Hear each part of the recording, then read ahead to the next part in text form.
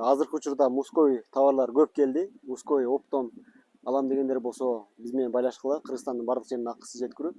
Бүт дем сезонный кышкы пальто, плащтардын бүт баары келди. Азыр мен сиздерге обзор кылып да отдельный видео тартам. Ал жактан да көрсөңүздөр болот. Суроолор болсо WhatsApp'тан жазабыз. Эгерде оптом алабыз, анан иштешем дегендер болсо WhatsApp'тан жазып койгула.